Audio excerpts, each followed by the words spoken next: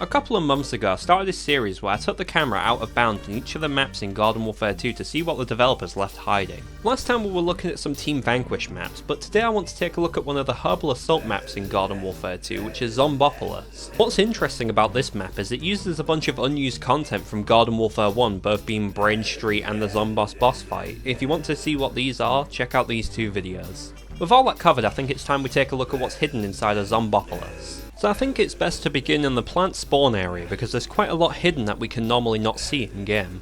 First of all, you can see that a lot of this part of the map is taken directly from the backyard battleground, but with some adjustments to fit the Zombopolis theme. There's these cracks in the wall that I think is meant to signify that this is how the plants get to the sewers, but if you go behind it there's quite a lot to see. If you fly the camera up just outside the sewers you'll see this big box, and if you fly inside you'll see this is all just to contain the little cracks in the wall. There's two boxes overall, but they're both exactly the same inside. Next it's time to look just behind the plant spawn, because there's a big wall that separates a part of suburbia from the rest of Zombopolis that you normally can't see behind because it's too far up. This is what it looks like from really high in the sky. You can see here there's a bunch of different houses and also a big tree as well that I believe is taken from the backyard. If you go a bit closer you can see here there's just a random divot in the floor. I'd assume that this is the developers just messing around with some tools they had. There's also a road here that just clips into the ground and is also floating as well. I don't even know why it's here since you don't even see this in game. There's also a random window, which makes me think that it was meant to be a bit more up here than what's currently seen. Maybe it's a leftover from Main Street when they were porting it from Garden Warfare 1 to 2, I'm not really too sure. Just off the map itself, you can see there's just an arrow out of bounds that's pointing towards the main map. I think this is a misplaced asset. You can see here what happens to the little blimps once they get to the edge of the map as well. They just go underground and I assume they just get teleported back to where they need to start off. Over on the zombies side, there's a big Statue of Liberty Zomboss over here that has a tentacle that goes around it. You can see under the map how this is all done.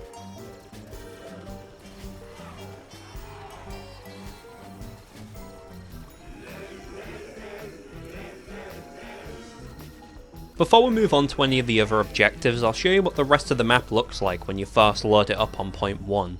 For the most part, the only things that are loaded in for these objectives is all the pot spawners and also the plant spawners you can do on the dirt piles, along with the zombot and all the things related to the final boss sequence. But there's weirdly just some random assets that don't need to be loaded in but are early, like a random plate along with a few boxes from the final area and a few lights as well that just don't need to be loaded right now. You can also see how the terrain looks when there's no assets around it, like this part here that's just a massive hole in the ground for the zombot. As you can see here for point 2, a lot of the buildings are overlapping each other, mainly taken from the backyard and aqua center.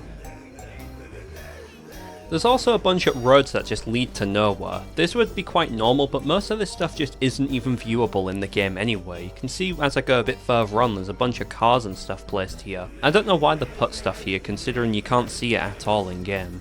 On the other side of the objective you can see here that one of the roads is using the complete wrong texture when it goes on a turn. There's also a truck down here that you normally can't see. I'm showing on screen here how you just cannot see anything in this part of the map at all in game. Now on to point 3, and the first thing I noticed is after I took the camera onto the map there was a bunch of grass that was just going all the way down. I don't know why this is here, but it's quite strange. This building here is one from the backyard, but they put part of it under the map to give the illusion it's a different building. A little thing I thought I'd mention is if you look at this zombie next to the foot soldier, it's a SWAT zombie from Garden Warfare 1's concept art. Thought I'd also give you a close-up of this football table as well. The buildings behind the arcade are floating, as you can see here.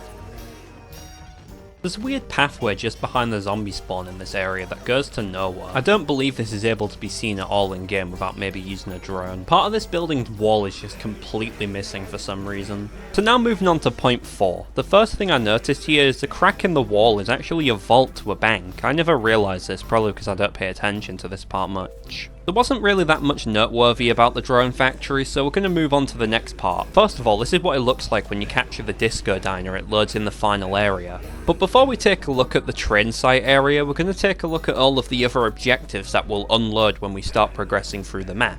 For point 1, the only things that stick around is the objective that you capture, the terrain itself, a bit of water, and some of the props that you interact with. We'll take a look at point 2 once it unloads, but for now we're going to take a look at the train site area. First of all, these parts here look like they're taken from Crash Course from Garden Warfare 1.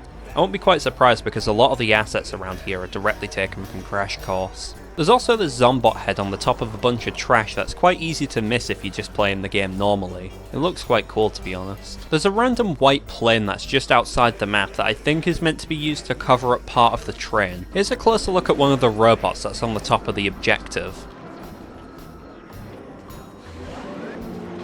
After you capture point 4, the final objective fully loads, and you can see on screen here what it looks like.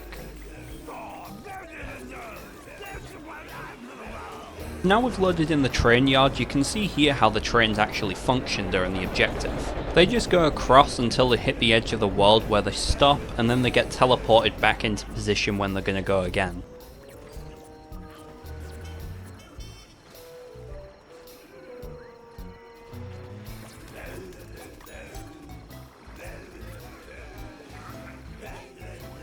Now it's time to take a look at what point 2 looks like once it's unloaded. You can see here it's kind of a mess and there's not really much to look at since all the terrain is just completely destroyed.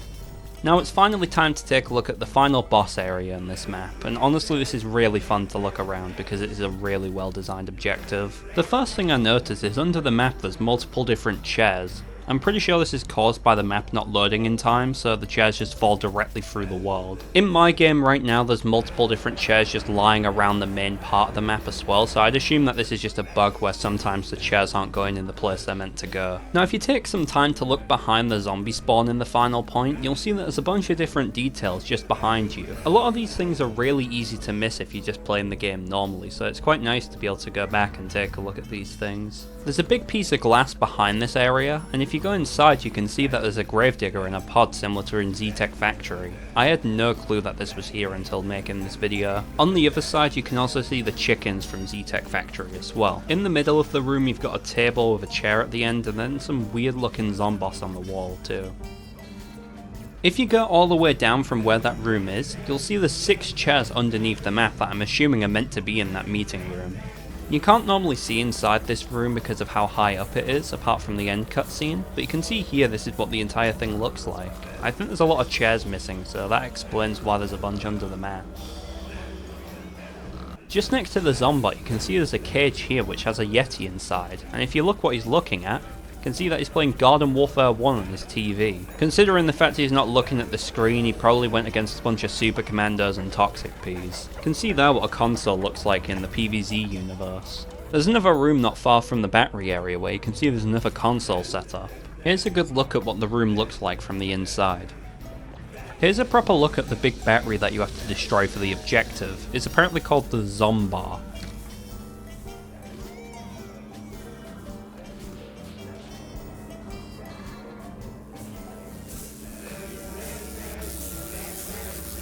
So that's about it for this video, I hope you enjoyed. If there's any other maps you want me to take a look at, let me know in the comments below and I might take a look at it in the next one of these videos.